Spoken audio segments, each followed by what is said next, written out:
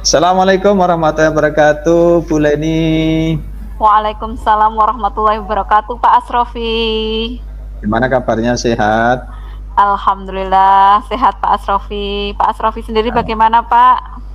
Alhamdulillah sehat, Bu Leni.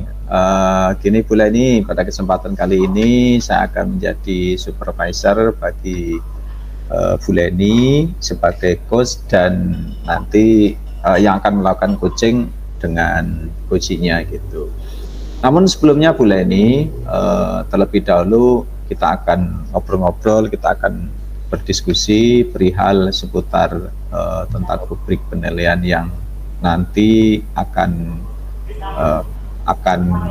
kita terapkan, dan juga ada beberapa pertanyaan untuk tentang rubrik yang akan menjadi pengamatan. Itu adalah tentang proses coaching yang Bu Leni lakukan bersama coachnya, apakah sudah sesuai dengan alur delta atau belum, dan bagaimana di dalam Bu Leni memberikan pertanyaan berbobot kepada coachnya, dan bagaimana juga nanti respon dari coach terhadap pertanyaan-pertanyaan dari yang Bu Leni nanti sampaikan. Kemudian juga mungkin perlu diingat dalam proses coaching ini juga ada prinsip yang juga nanti akan ada di dalam penilaian, yang antara lain adalah tentang kemitraan, proses kreatif, dan juga memaksimalkan potensi. Untuk yang berikutnya Bu Leni, ada beberapa pertanyaan yang perlu saya kemukakan kepada Bu Leni. Yang pertama adalah kompetensi coaching apa yang nanti akan dikembangkan Bu Leni? Baik Pak, yang akan saya lakukan nanti, yang akan saya kembangkan pada proses coaching nanti itu kompetensi, diantaranya mendengarkan aktif, kehadiran penuh, dan memberikan pertanyaan-pertanyaan yang berbobot Pak. Oke, berarti ada 3 kompetensi Bu Leni ya? Iya Pak. Oke, yang berikutnya Bu Leni, kompetensi apa yang ingin Bu Leni kembangkan sebagai coach secara spesifik Bu? Oh iya Pak, nanti di bagian mendengarkan dengan aktif dan pertanyaan-pertanyaan berbobot yang akan saya kembangkan Pak. Jadi ada 2 kompetensi ya yang akan dikembangkan secara spesifik ya Bu Leni ya? Iya Pak. Ya, oke. Yang terakhir Bu Leni, indikator bagaimana untuk mengukur ketercapaian yang Ibu inginkan dalam proses coaching nanti Bu? Saya akan berusaha agar coach itu bisa menemukan solusi dari permasalahan-permasalahannya sendiri, sehingga coach itu bisa menyelesaikan permasalahannya. Begitu Pak. Oke, terima kasih Bu Leni.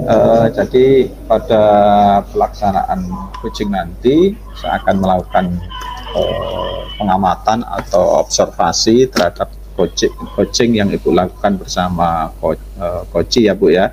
Dan nanti setelah coaching selesai itu kita akan kembali berdiskusi, ngobrol-ngobrol tentang pelaksanaan coaching yang Ibu lakukan bersama coachnya. Demikian Bu, terima kasih. Mudah-mudahan nanti lancar di dalam pelaksanaan coachingnya. Ya, Assalamualaikum warahmatullahi wabarakatuh Bu. Waalaikumsalam warahmatullahi wabarakatuh. Terima kasih Pak Asrofi. Sama-sama Bu.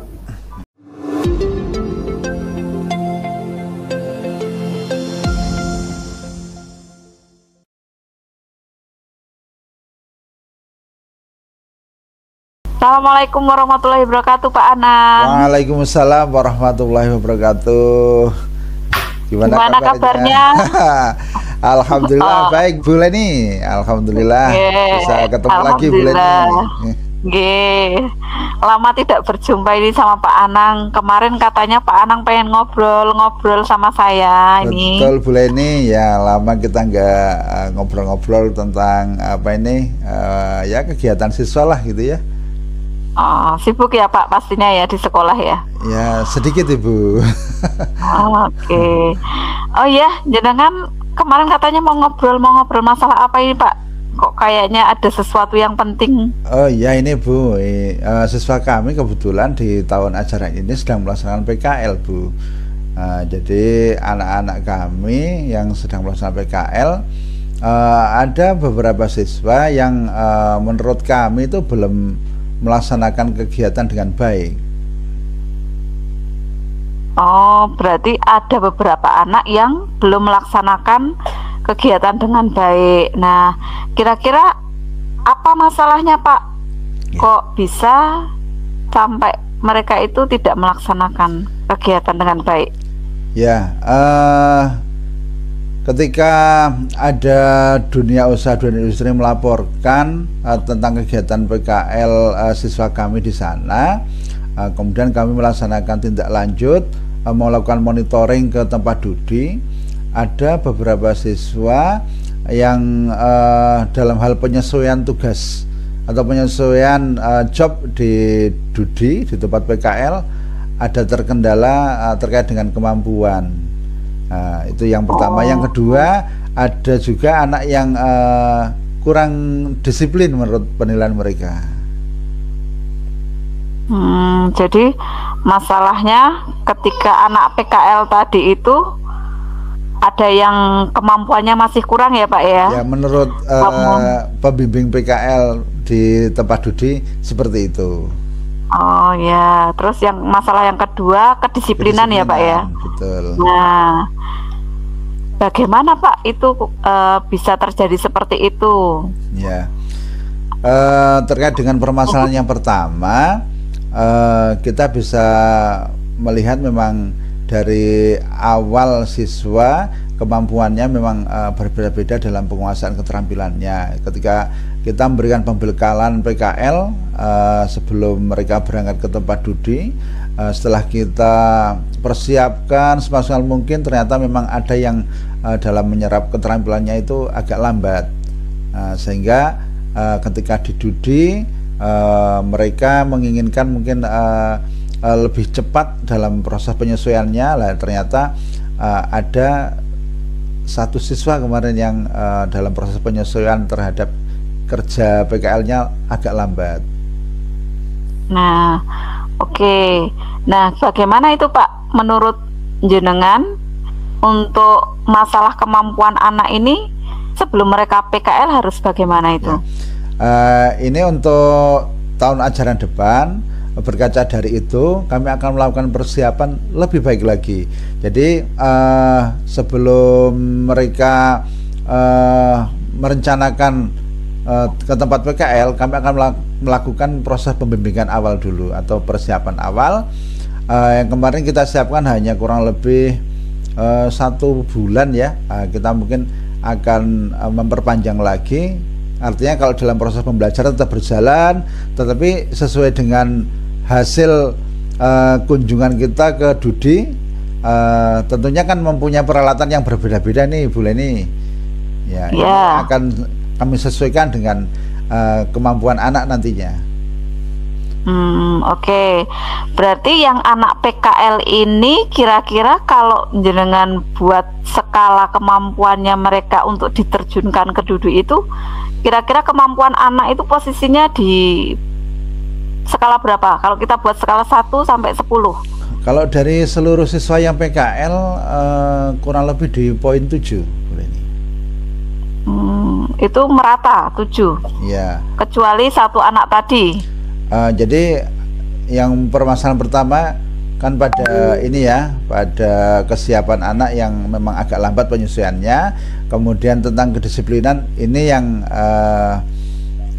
memang berbeda ya antara perusahaan satu dan perusahaan yang lain.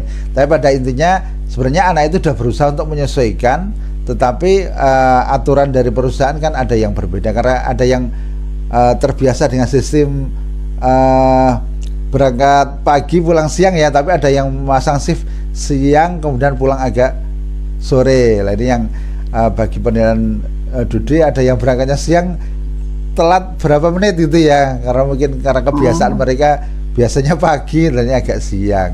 Nah, itu yang kedua. Kemudian yang ketiga, memang benar ada pelaksanaan PKL itu ketepatan waktu itu menjadi ukuran sebuah keberhasilan Dudi memproduksi barang atau karya gitu ya. Jadi ketika anak kita diberikan target harus menyelesaikan katakanlah satu dus desain kartu misalnya gitu ya. Nah ini misalnya mereka kerjanya tidak dibuat dengan pembiasaan waktu yang telah ditentukan. Nah ini yang berakibat fatal kan Dudi dengan customernya. Nah ini yang berusaha terus disinkronkan. Jadi memang ada komunikasi antara Dudi dengan kita selaku pembimbing di sekolah ya. Ini yang berusaha kita terus komunikasikan supaya segera ini teratasi permasalahan itu.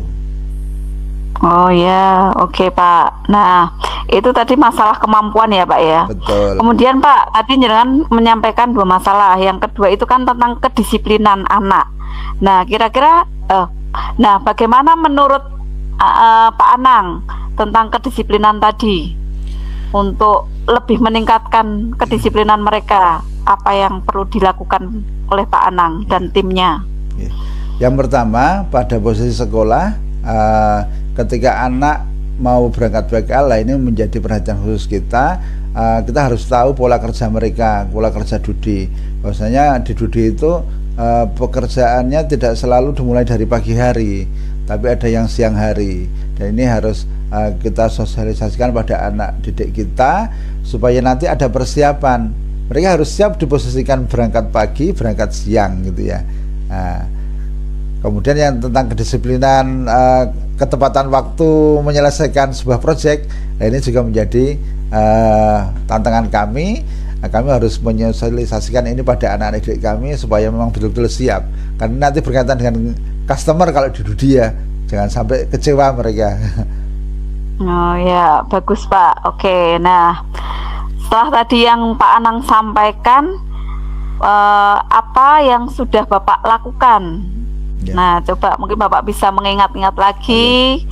Yang sudah saya lakukan, yang pertama, kalau di sekolah kita mempunyai tim ya, jadi mempunyai tim untuk mengurusi urusan PKL ini. Jadi kita berkolaborasi membuat tahapan demi tahapan atau perencanaan awal, kemudian proses, kemudian sampai dievaluasi nantinya itu di tim PKL ini sudah kita bentuk. Nah ini kemudian nanti akan dibagi sesuai dengan tupoksi pekerjaannya, termasuk bagaimana kita melakukan hubungan yang baik dengan Dudi, artinya komunikasi baik itu berkaitan dengan keseharian anak didik kita di sana, kemudian tentang bagaimana pekerjaan yang telah diselesaikan anak-anak kita di sana, kemudian attitude, kemudian perilaku lainnya lah gitu ya, supaya kita selalu mendapat informasi terupdate dari Dudi, sehingga dalam hal menyelesaikan permasalahan segera akan diproses oleh tim kami. Oke, ya. Nah,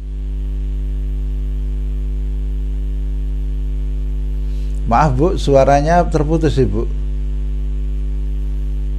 Oh ya, maaf. Maaf Pak, tadi dari yang sudah Pak Anang sampaikan, kira-kira apa itu? Ada nggak pihak lain yang bisa mendukung dari rencana yang sudah Pak Anang sampaikan? Ya, ada Ibu. Jadi pihak lain, yang pertama kami koordinasi dengan bagian kurikulum, karena nanti juga ini menentukan dalam hal pemilihan pembimbing di lapangan. Ini penting. Jadi pembimbing harus kita kondisikan supaya siap untuk selalu berkomunikasi, baik itu dengan siswa yang melaksanakan PKL, kemudian dengan Dudinya juga.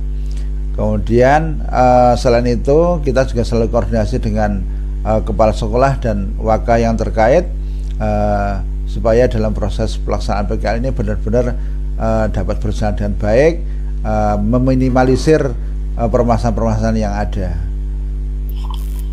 Ya, baik Pak Anang. Nah, dari apa yang sudah Pak Anang sampaikan tadi, Sekarang apa yang Bapak bisa simpulkan dari percakapan kita kali ini? Tadi masalah yang sudah Pak Anang sampaikan, kemudian Pak Anang sudah menyampaikan solusi-solusinya. Mungkin Bapak bisa menceritakan kembali, menyimpulkannya. Baik Bu Leni, setelah kita ngobrol dari awal sampai tadi berkaitan dengan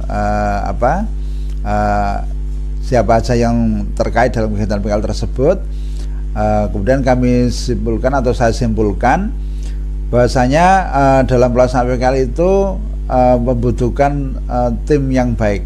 Yang pertama, jadi koordinasi antar lini, koordinasi dengan sesama teamwork ini harus berjalan dengan baik.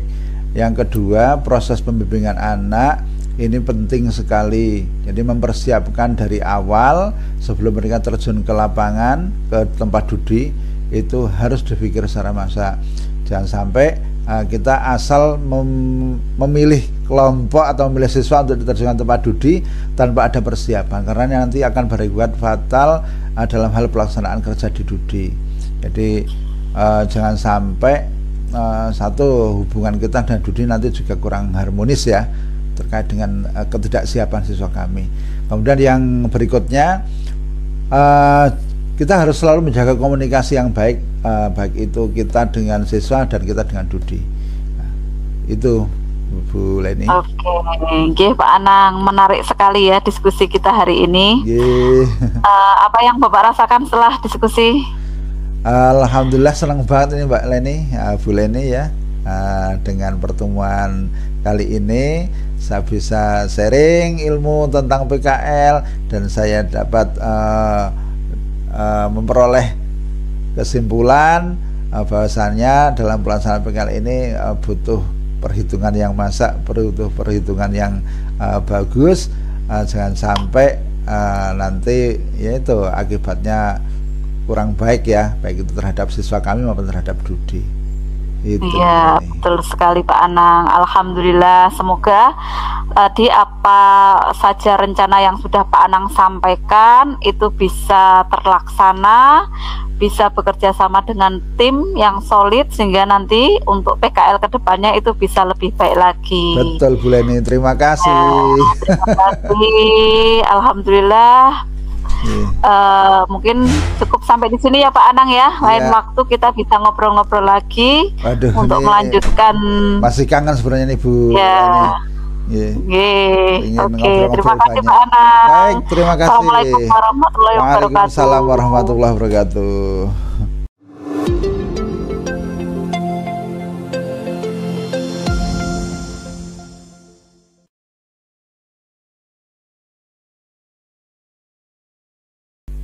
Assalamualaikum warahmatullahi wabarakatuh, Bu Leni.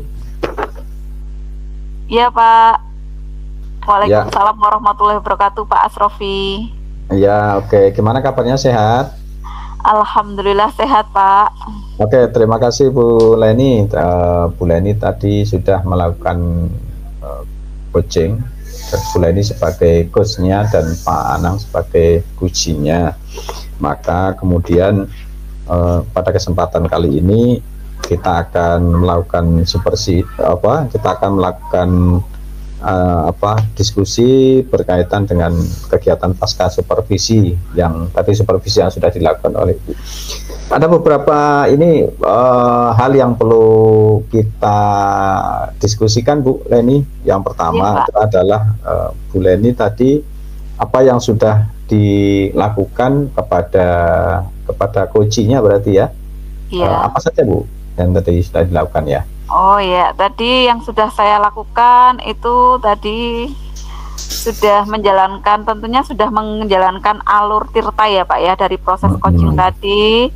Saya sudah menanyakan tujuannya dari proses tadi, kemudian identifikasi dari masalah yang Pak Anang ingin sampaikan itu sudah saya berusaha untuk menggalinya. Kemudian saya juga sudah menanyakan rencana aksi apa yang akan dilakukan oleh Pak Anang dengan masalahnya tadi. Kemudian beliau juga sudah menjabarkan apa saja yang akan beliau lakukan untuk masalahnya tadi. Kemudian saya juga sudah menanyakan tentang tanggung jawab, bagaimana beliau akan menjalankan apa yang sudah beliau sampaikan dalam proses coaching tadi. Seperti itu, Pak. Oke, Bu, luar biasa. Tadi Ibu sudah, saya melihat sudah cukup baik di dalam melaksanakan proses coaching tadi itu ya, Bu ya. Bu Leni juga sudah menggali segala potensi dari coachingnya dalam rangka untuk mencapai tujuan yang hendak dicapai, tentu dengan menggunakan alur tirta. Terus yang berikutnya tadi Bu Leni juga sebagai catatan dari hasil observasi yang tadi kita lakukan, itu juga sudah melakukan refleksi. Kalau kita lihat tadi refleksinya baik dalam bentuk tadi untuk kesimpulan maupun juga dalam bentuk mungkin perasaan ya yang dilakukan setelah pelaksanaan coaching tadi. Untuk yang berikutnya, Bu, berkaitan dengan pelaksanaan coaching tadi itu, kompetensi apa lagi yang akan dikembangkan oleh Bu Leni? Iya, Pak. Silakan, Bu. Oke. Untuk kompetensi yang ingin saya kembangkan dalam proses coaching tadi itu untuk memberikan pertanyaan-pertanyaan yang berbobot, Pak, yang nantinya bisa menggali coaching lebih dalam lagi dalam menyelesaikan masalahnya tadi, Pak. Mencari solusinya bagaimana, seperti itu, Pak. Ya. Oke, Bu. Terus gini, Bu, berkaitan dengan pelaksanaan tadi, coaching tadi itu, bagaimana ketika Ibu sudah melakukan kegiatan coaching, perasaan yang Ibu alami atau Ibu rasakan? Ya, perasaan yang saya alami, saya merasa senang karena bisa membantu ya di sini, membantu si coachingnya dengan memberikan pertanyaan-pertanyaan yang nanti akan menggali dirinya sendiri, coachingnya sendiri, untuk bisa menggali potensi coaching tadi untuk bisa menemukan solusi dari permasalahannya tadi, Pak. Seperti itu, Pak. Oke, mungkin yang terakhir, Bu Leni, iya, tadi berkaitan dengan tadi yang sudah coaching yang proses coaching yang sudah dilakukan itu,